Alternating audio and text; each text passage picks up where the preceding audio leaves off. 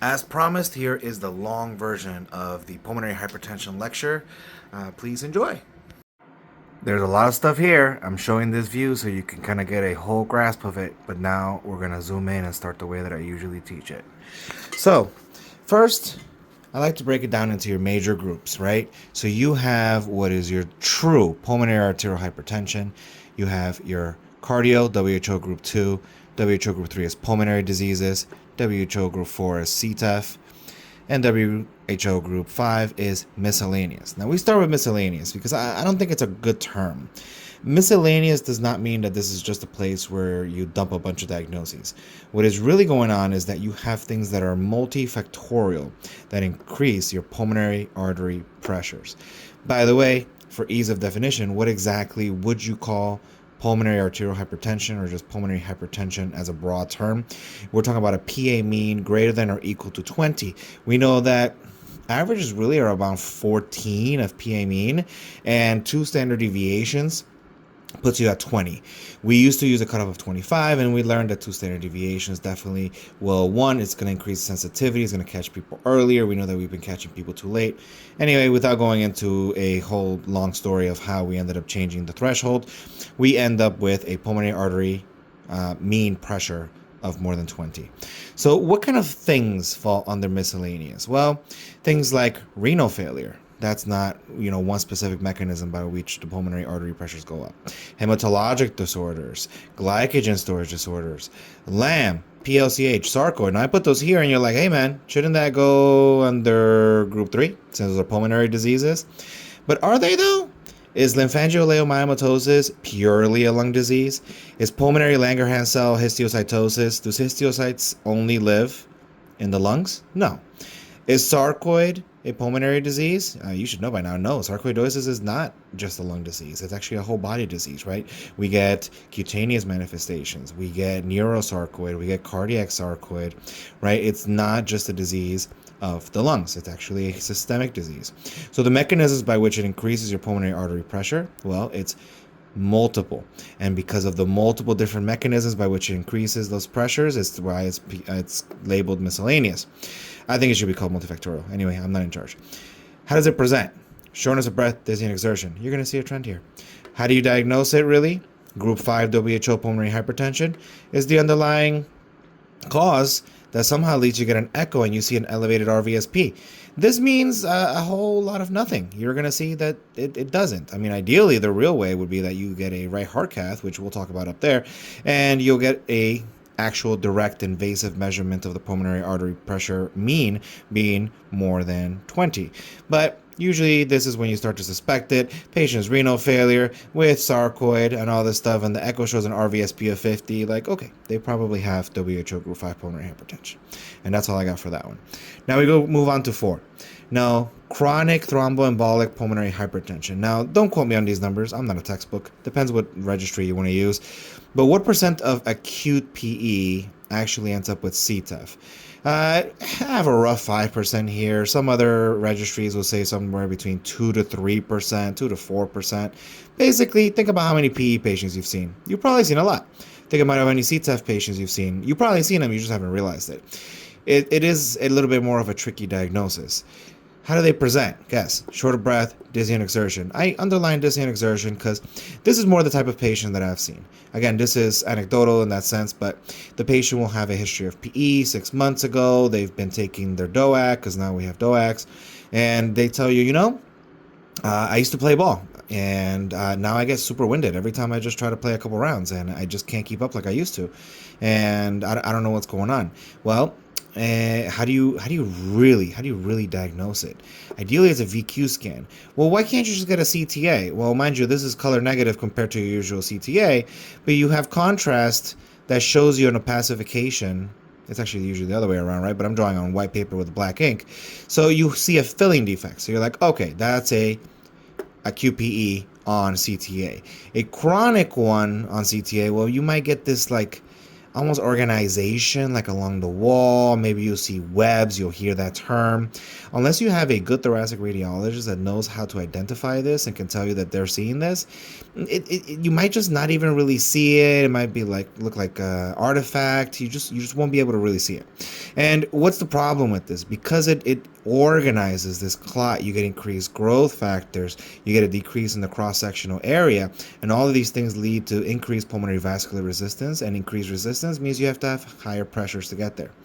Fun other numbers that I like to mention. So how many percent of people get diagnosed with CTEPH, but when they get worked up, they never had a PE and they have no hypercoagulable disorder?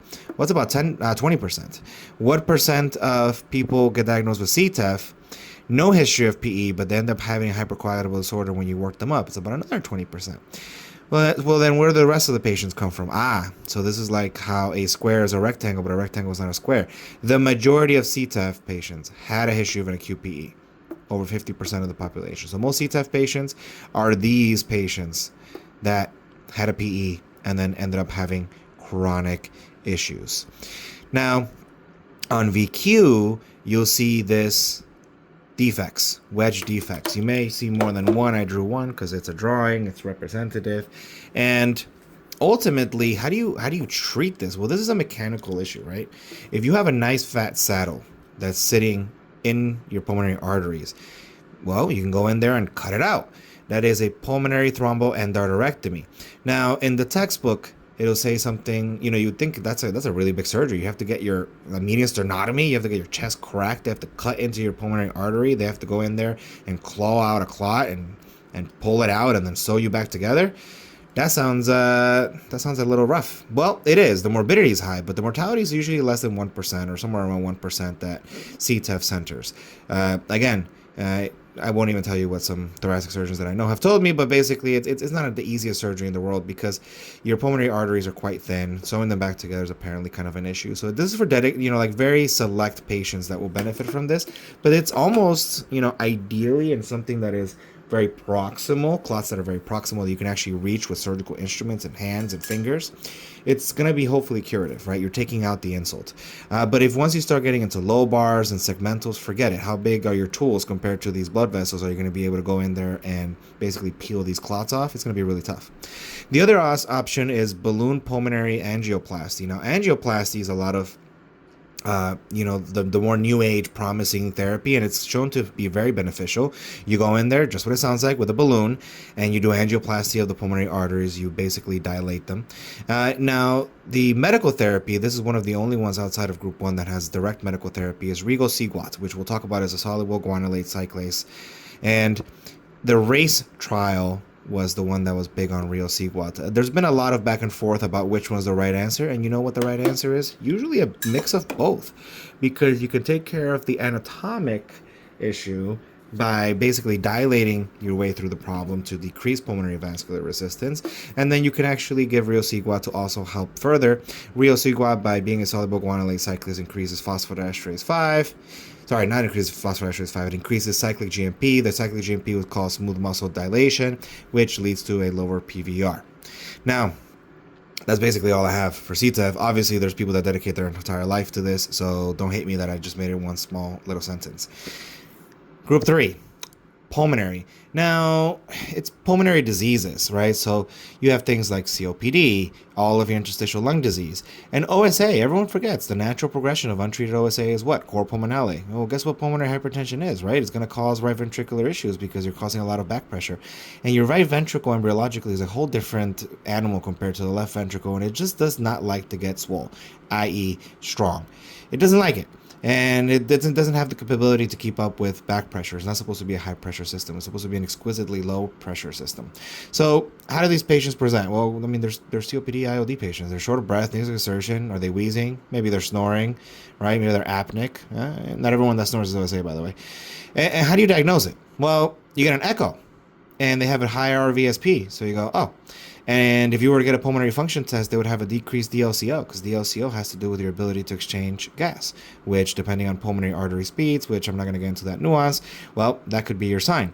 How do you treat it? We treat down the line cause. But the question is, why does COPD, why do ILDs, why do they give you increased pulmonary vascular resistance, increased artery pressures? Well, think about it like this.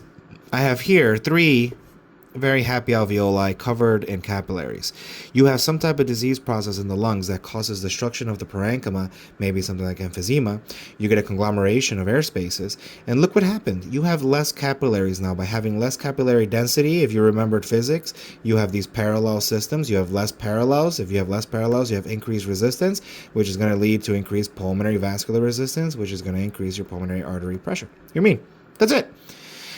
Also, you have hypoxia, which causes what? Hypoxia vasoconstriction. So the fewer now capillaries that you have also vasoconstrict, causing further increases in pulmonary vascular resistance. No bueno. We don't like it. Makes the pulmonary artery pressures high, and that's WHO Group 3 pulmonary hypertension. Now, WHO Group 2, this is your cardio causes. You have heart failure, all your different seasonings and spices of heart failure, HFmEF, HFmPEF. I feel like they make new acronyms every day. You have your valvular diseases, and you have your arrhythmias. People forget about arrhythmias. Maybe it's not that bad sometimes, but arrhythmias can definitely cause a lot of backflow issues. And really what it is, here's my very artistically, anatomically, totally correct heart, where you have a right heart catheter that's going from the right atrium to the right ventricle to the pulmonary artery, and down here into one of the hopefully middle zone pulmonary arteries. You'll notice here I drew a very tight aorta just because I can't draw. And then here you have a mitral valve. If you happen to have aortic valve issues or mitral valve issues, decrease the F. All of these things are going to cause back pressure. And if you have a back pressure issue, you have to push harder to get blood from the pulmonary arteries across the capillary bed into the pulmonary veins. Now, this I'm going to lead quickly to something called pre and post capillary pulmonary hypertension. Ignore the trials, we'll get there. So pre-capillary, here's your capillary line. Imagine the line of which you become pre-capillary and then post-capillary. Post-capillary is really just group 2, right? That you really were talking about. Your pre-capillary, your group 1, which we'll get to. Group 3, because it happens at the pulmonary arteries. Group 4, because it happens at the pulmonary arteries. And I drew 5 down the middle because, again, it could be mixed. It's multifactorial. But this is what people sometimes call pre- and post-capillary pulmonary hypertension. Sometimes you can have terms like combined pre and post. You know, again, we're leading to there, but what do most patients that you admit to the hospital have? Heart issues and lung issues? Well, yeah, a bunch of people have mixed WHO Group 2 and Group 3 pulmonary hypertension. It's not, really that uncommon. But you can describe the physiology with pre and post capillary, which we'll talk about that when we talk about the right heart cath, which you can see above, but we're not going to jump there yet. Now, how do these patients present? Short of breath, dizzy and exertion. Can you see the pattern? Can you see how non-specific these symptoms are? And then how do you diagnose it? Oh, an echo, really? The right ventricular systolic pressure is up? Well, we're not even going to go into the nuances of how this is a guesstimation of a calculation, but yeah, sure, the RVSP is high. So you go, oh, okay, well, the pulmonary artery pressures must be high. That's not always the case. How do you treat it? Well, you treat the underlying cause. If it's heart failure, improve the heart failure. If it's a valvular issue, fix the valve issue. If it's an arrhythmia, maybe fix the arrhythmia. That's what amiodarone for, no?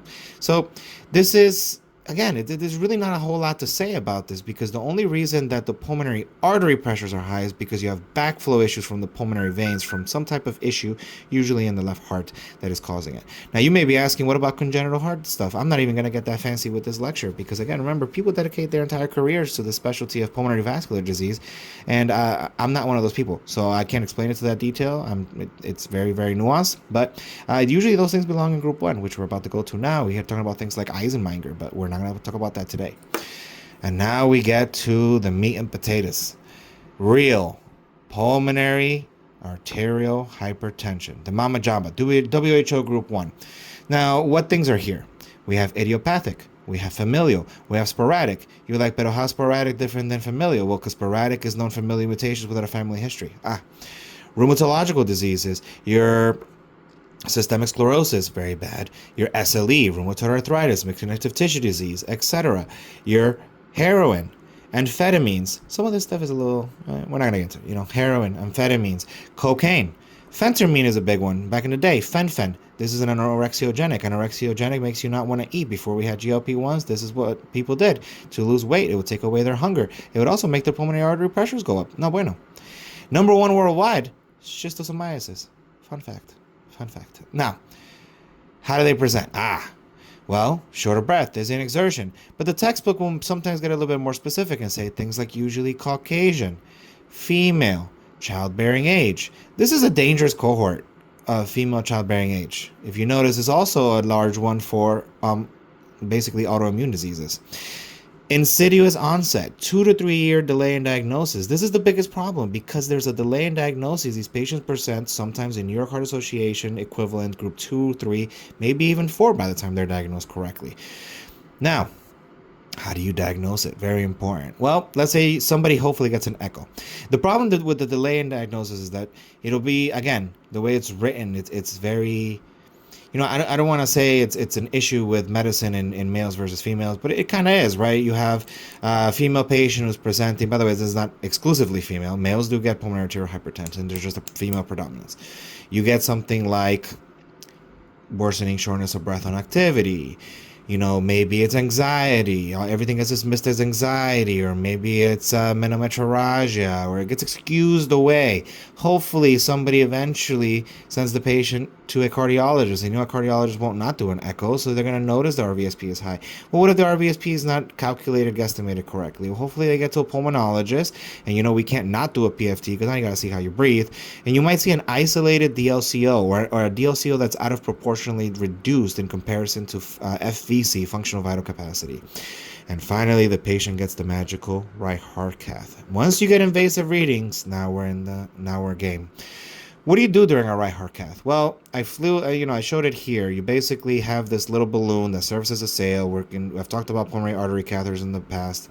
And you get first a little squigglies here as you're in the venous system, as you approach the SVC into the right atrium, and then suddenly you get these. There's no noise. I make up the noise, by the way. And I remember nickels, dimes, and quarters. The third number's made up. I don't know if that's actually what it calculates out to. I just drew it that way. So let's say 25, systolic, diastolic is 5, and mean is 9. That's your right ventricle. You keep advancing, and hopefully the pulmonary arterial hypertension, these are normal numbers-ish, or higher into normal. Hopefully the pressure is not so bad that you're getting regurg here, because then it's a lot of fun to try to float in those patients. But you get across into the pulmonary artery, your diastolics go up. So now you have 25, 10, and 13. You keep going, and now you're approaching a wedge position, and you'll see these little undulations, sinusoidal type pattern. I made up these numbers to prove a point: 17, 13, 14. Well, you'll notice that over here I talked about your PVR calculation, which is the difference between the PA mean and the wedge. You'll also notice that you divide that by cardiac output, and depending how fast you're flowing with with a pressure gradient, we know how much resistance there is. We have to calculate resistance. PVR greater than 2.5 Woods units, which we'll talk about what those are in non-bald eagle units. Basically, this is a measure of resistance to flow. Your PA mean has to be greater than or equal to 20. Your wedge should be less than 15. That doesn't mean that if your wedge is above 15, you can't diagnose somebody with precapillary pulmonary hypertension, but ideally the patient should not be in a fluid overloaded state, or it's going to be suspicious that it's due to fluid overload, because if you have a lot of backflow, you have to push forward. So what do we do? Which pressure do we pick? Because we said 15 was the cutoff. Do you take 13? Do you take 17? Do you take the end? Well, you take the end expiratory pressure. The only reason this goes up and down is because these arteries live in your chest. What happens in your chest? There's respiratory variation in pressure. How do we breathe spontaneously? Negative pressure. So what happens is you breathe in, you bring the pressure down.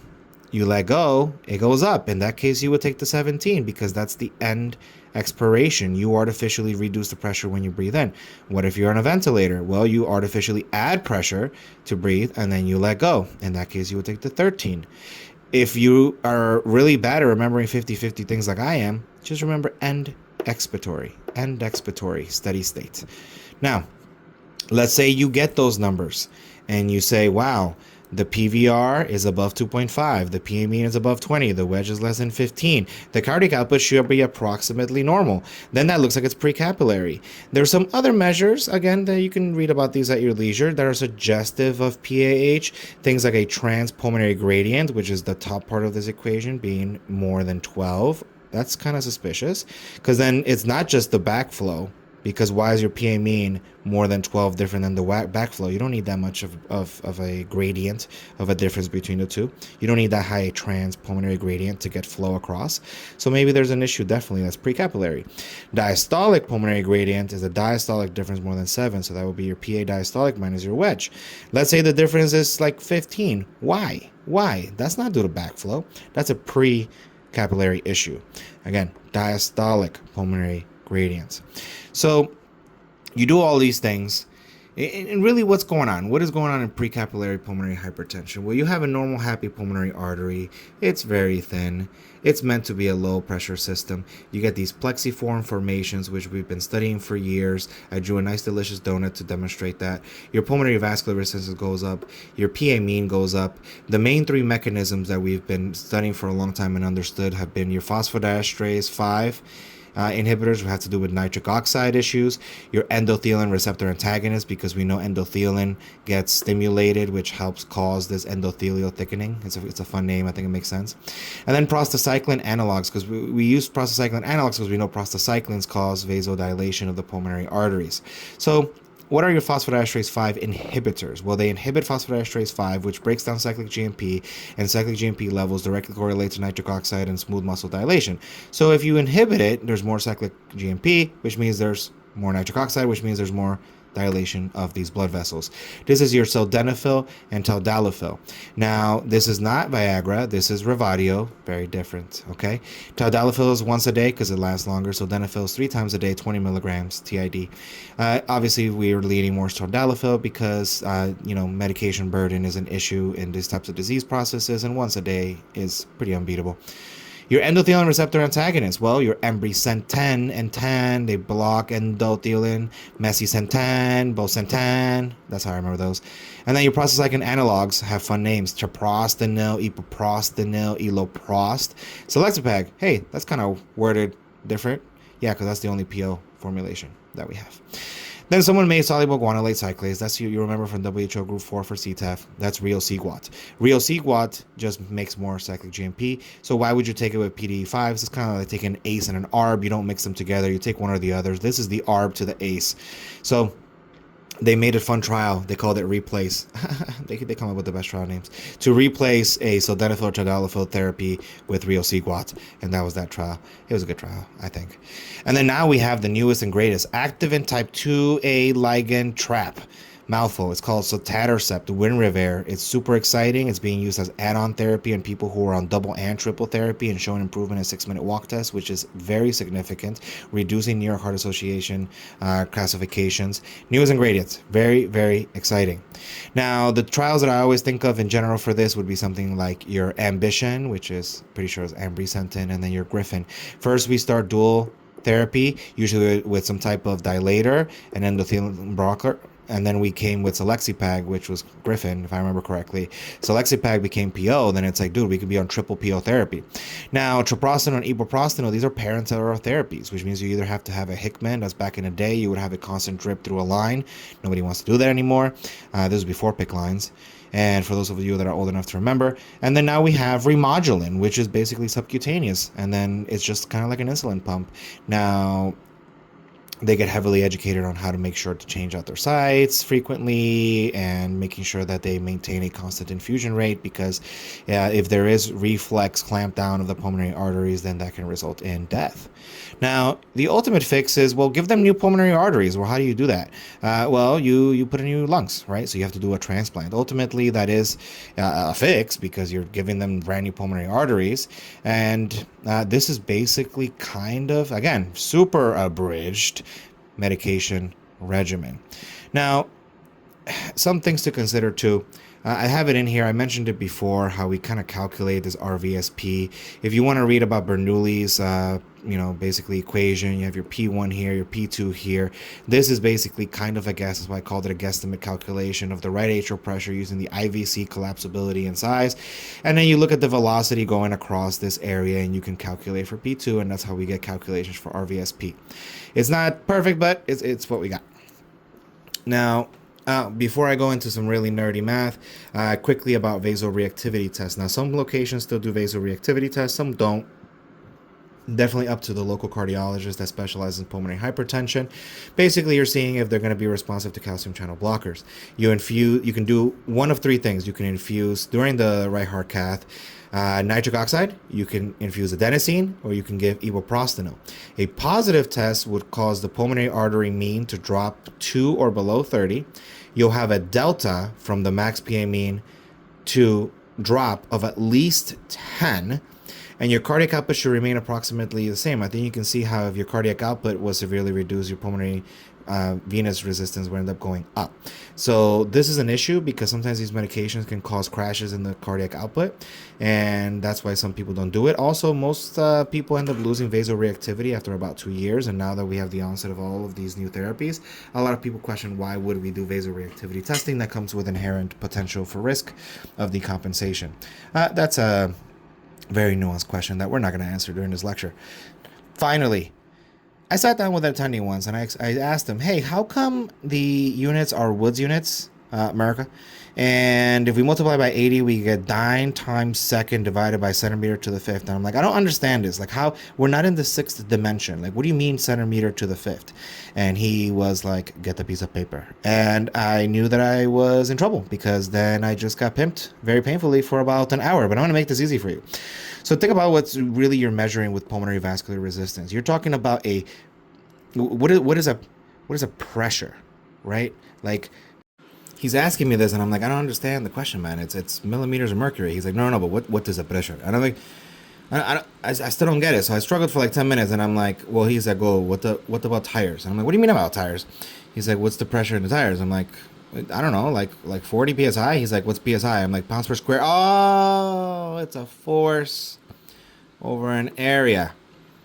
Okay. It was hard. It took me a while, but yeah, that's what pressure is, right? It's a force over an area. Like atmospheric pressure is over a centimeter, little centimeter squared. So you have millimeters of mercury over a centimeter squared, some type of area. Then you have a flow. This is the pressure. So it's not just pressure. Pressure is a force over an area. We happen to use millimeters of mercury as a force. Then you have liters per minute, which you can change to centimeter. Because what's a liter? What's a milliliter, right? It's just volume. So centimeter to the third, right? It's cubed. Then minutes you can change to seconds. Because what are we really measuring when we're measuring PVR, right? What does PVR actually mean? Well, I think about this tube. We're going to say it's a pulmonary artery. And as you have a flow gradient, you have an arterial pressure here, a venous pressure here. Depending on how big a difference this is and how fast you're flowing from one side to the other, I can approximate how much the resistance is. Think about, does there exist any way for you to measure pulmonary vascular resistance or systemic vascular resistance? No, there's almost, it's not infinite, but it's a very ludicrous amount of small, tiny surface area that adds up because there's so much of it, all these capillary surface areas, and all that surface area causes a resistance to flow. We derive it because we have no direct measurement of it, but we can derive it based on how much pressure gradients there is and how fast the flow was. If there's a low pressure gradient and a lot of flow, well, there must not be a lot of resistance to flow. If there's a very high gradient and a very low flow, there must be a lot of resistance to flow. And so you're measuring this basically centimeter squared area of blood wall, of surface area, and how much that resists flow, right? So then we change to dyne. Why? Because dyne is an SI unit of force. 1333 dyne is approximately a millimeter of mercury. Don't even worry about the actual numbers. So then we have dyne divided by centimeter squared and then centimeter cubed over second. So we get dyne, right, just like this. And then what happens when you do a division by a fraction is the same as multiplying, but they're reciprocal. So then you get dyne over centimeter squared times second over centimeter cubed, and you get dyne times second over centimeter to the fifth. And that's how the SI unit works. So I hope that was useful. I hope that made sense. If you have any questions, feel free to write them in the comments, send me a message, and yeah, hopefully this makes sense and again helps to clarify pulmonary hypertension, which I think is a poorly understood topic.